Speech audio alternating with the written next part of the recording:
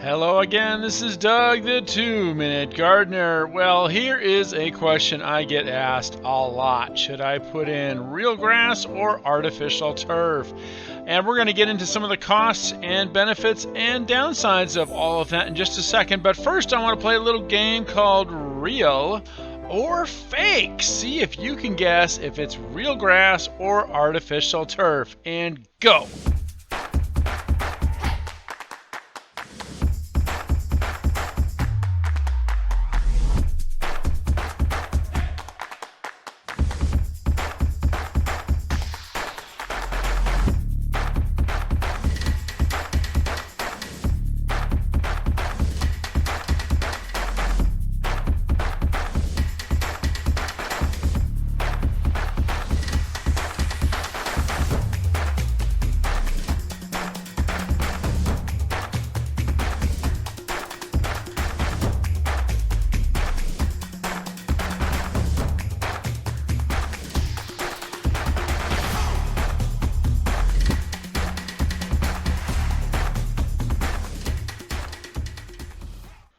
All right, first we're going to talk about real grass. So a real sod lawn is going to cost about $3 to $4 a square foot.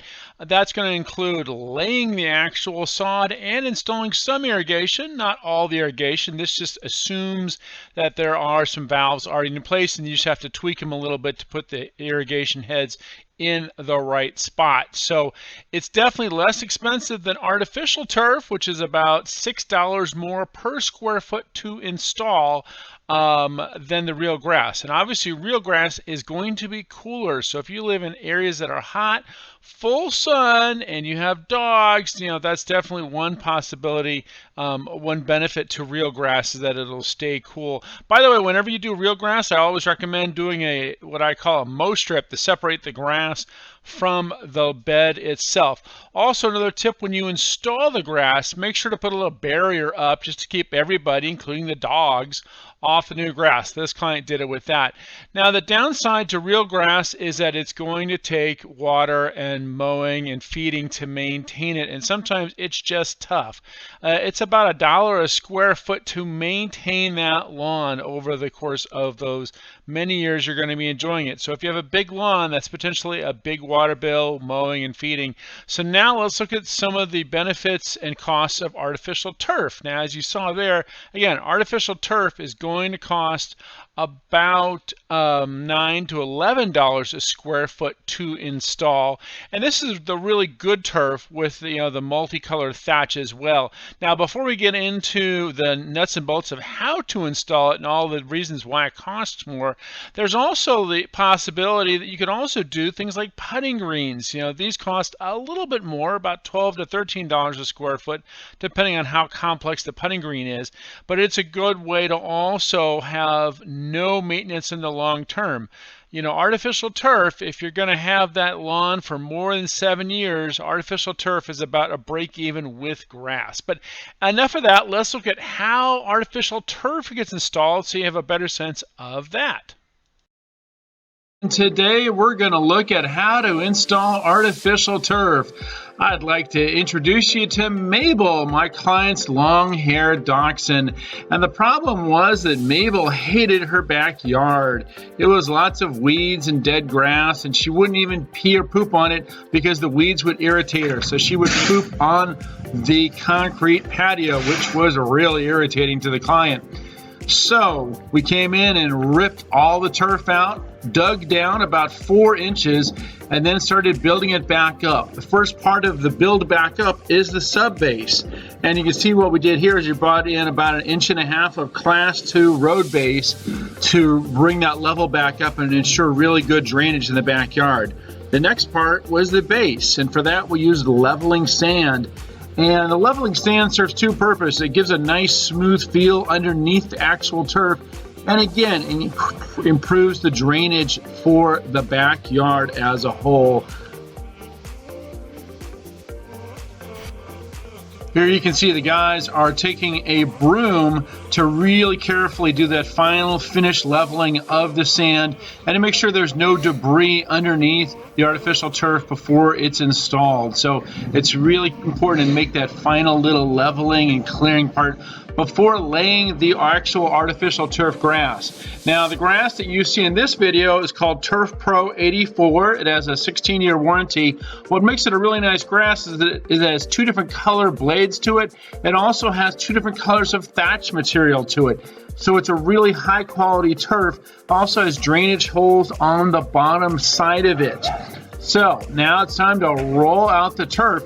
They roll it out and then do what's called a rough cut, where they do a cut of approximately the size turf using a really sharp utility knife as a blade for cutting it. Now, when you do the rough cut, it's really important that you make sure to leave an extra 4 or 5 inches all the way around it, because once you cut it, you can't glue it back on. Again, measure twice, cut once. After the rough cut is done, then you lay it out one more time, double check it, and before you do any fine-tune cutting, you want to again measure twice before you cut once.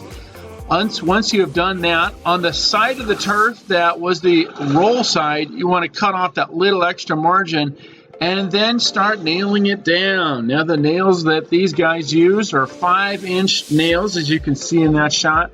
You basically take a corner, and what made this particular job easier than most was that it was pretty rectangular. So it was easy to take one little corner of the turf, nail that down. Then you want to start using a turf stretcher. Now, this is a cool little device the guys use. Basically, it grips the turf, and it's also called a turf gripper sometimes. You grip it with the sharp prongs as you see in the photo, hit it with your knee, and that stretches the turf. You then nail it down, and again, you're putting nails in about every 8 to 12 inches to really secure that turf really well. Whenever you have a seam, you're going to want to put nails down about every 4 to 6 inches to really grip those seams together. Again, use that turf gripper to really drive the seams together as close and as tight as you possibly can. Once you have nailed down one end, then you do your final cut at the other end. And this way you really get a nice, solid, clean line when you're cutting all the way around your ends. So again, nail one end, stretch it with a turf gripper, and then you nail the other end, or nail the next seam, and then you do your final cut when you get to the far end of it. After you've done all this cutting and trimming and nailing it down and stretching, the next part is the infill. Now, in the bad old days of artificial turf, they would use black rubber pellets for the infill, and this led to some artificial turf lawns that were way too hot for dogs to ever use. Nowadays, they use this wonderful odor-absorbing infill, as you see in this photo. And what's great about this material is it serves two purposes. It helps to kind of absorb the dog pee litter, and it kind of looks like kitty litter. But the most important part of this is when they drive it into the turf, it helps the grass to stand up and look more natural. So with this infill, you use about 1 to 2 pounds of it for every square foot of turf. It is a lot of material. So as you can see in the video, they're hand broadcasting it all over, and then you get out the fun toy. This baby's called a power broom. You can rent these at Home Depot or Lowe's, and they're not too expensive. And basically what this does is it lifts the artificial turf blades and drives the infill down deep into the thatch. Again, the purpose of this is to really get the blades to stand up nice and tall and make it look like a really authentic turf grass. The other part that's great about this is the more infill you drive in, the more the turf will bounce back. In the bad old days of artificial turf, as soon as you walked across it, you would see your footprints because it didn't have any good infill.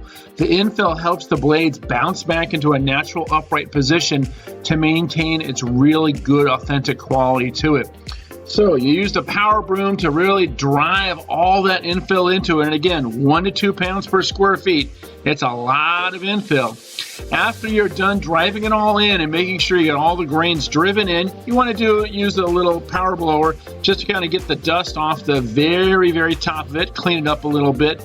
And then after that, of course, use a hose, just to hose down the loose material and really get the material to really finally sink deep into that thatch.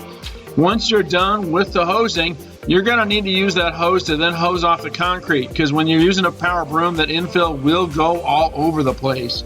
So clean all that up, sweep it up, and then hose it down. And here's the finished product, a brand new artificial turf for Mabel to run out and enjoy. Now, as far as maintaining this, you're going to want to bring that power broom out about every 5 years and put down another layer of infill, power broom it, wash it down, and that's how you maintain artificial turf. Really good turf like this particular product. And so once the turf is all in, you clean everything up.